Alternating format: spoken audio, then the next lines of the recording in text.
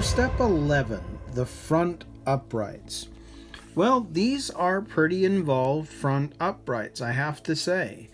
And it's consistent with the whole HotShot family, I believe. But you've got these bigger ball connectors that have to be lubed up. They then go into these plastic parts, D9, then through metal, then go onto the hub, and then the reverse on the other side. So we're going to have to do this twice. Now, the one thing to make note of is that you have these metal plates, and you'll notice that some of the, or one side is flat and one side the metal protrudes.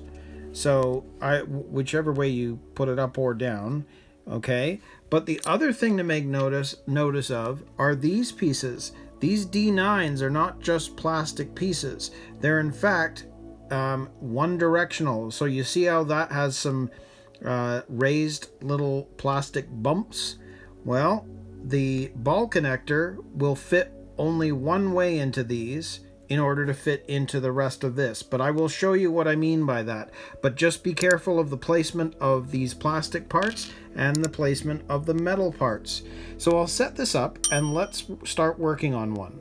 So as I've pulled everything together for this, you can see all the ball connectors, the metal parts, the plastic parts, even this larger Allen key and our hubs. Let's start with this side first. And we're going to put the ball connector in first, I think, which probably makes the most sense. So let's just take a look. We know that that's going to be the reverse of that. So we're going to grab one of these hubs and this MB5 ball connector, and you can see that it's going to go into the outer one right there.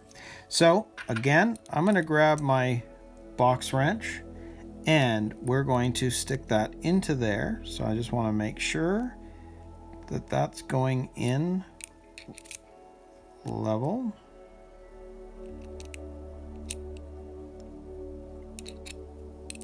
Not quite yet.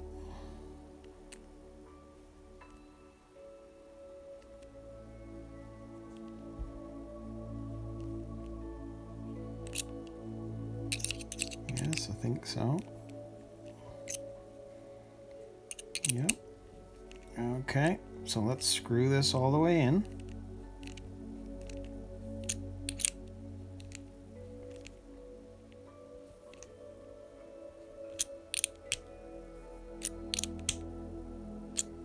So there we go. There is our ball connector in place. It's a pretty sturdy ball connector. Anyways, so now that we know that that is on, here's how we have to do the placement of this. Notice here, they're showing that the top one, you have the metal protruding downwards. So it's going to end up sitting like that, down. You've got this one piece right here, which again, see how one side has little plastic baubles facing up? Well, you can see here that probably the easiest way to see this is if you take this and you put this in, well, as long as I can hold on to it, notice that the ball pretty much sits most of the way through and has full movement. And that's with the balls facing down. If I were to turn this around and have the balls facing up, notice the ball can't actually get that far past. So these are designed so that it will slip all the way in and the ball will mostly be basically be halfway through. So knowing that, we've got this piece here with the metal protruding down. Those little bits, the plastic that's facing up, it's going to fit into the smaller holes. So you can see here that it actually is fitting onto there correctly. And then of course we've got to put our ball connector on, so you can see how that's sitting. And then it's going to sit right like that. So I'm just going to spin this on for a minute here. Let's see if I can get this on a little bit. And I'm going to have to use the Allen key right away. So let's just see.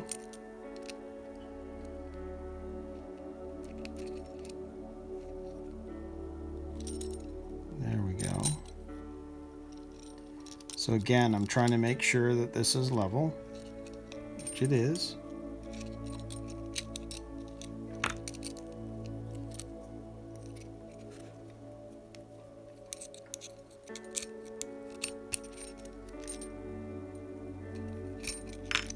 So that is how it is sitting there.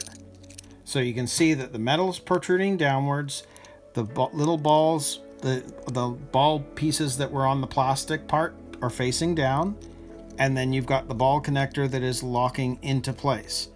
So when you've tightened this on, that is essentially what it's going to look like when you finish step 11. They're not even attached, and they're not meant to be because we don't do anything with it until step 12. But our main goal with step 11 is making sure that they're put on correctly and in the right direction. So if we look at the reverse of this, you can see that now we need the metal protrusions facing up. If I can sort of try and show it to you this way, the metal protrusions are facing up and the baubles are facing up as well, because eventually they're going to attach like that. And then we have the ball connector here, which you can't do, that's right. So I've got to be able to put this on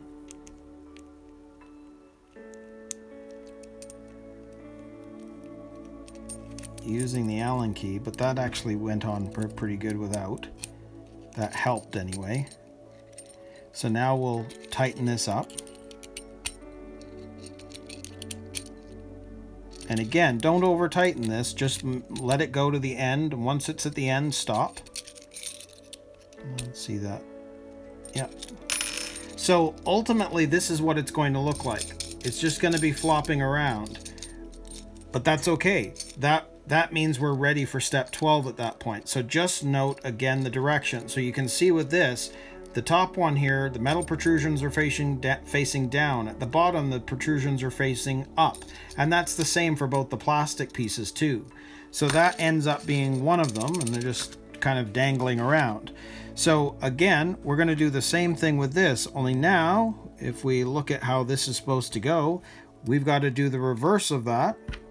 So we're going to make sure that that is correct. It goes like that. Yes. And we go into the end one. So just make sure that that's going in correctly all the way around.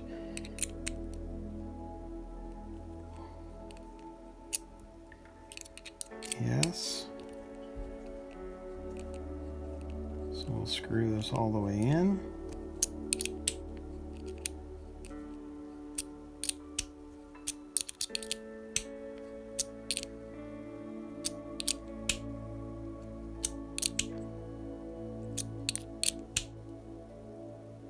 There we go.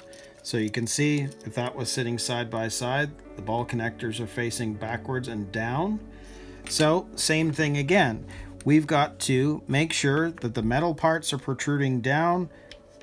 On the plastic, the metal parts are protruding down, and then we put in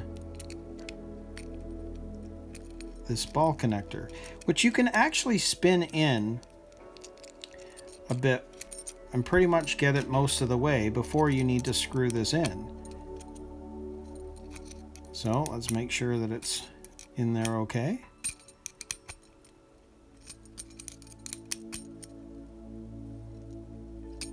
Yep. And so same thing again. So on the bottom, the metal protrusions are facing up, and same thing, up, and then the connector.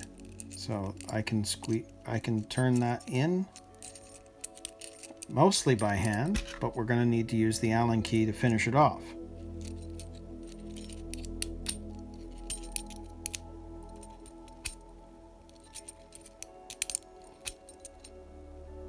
And there we go, I'm at the end. So I'm just double checking this side, making sure it's okay.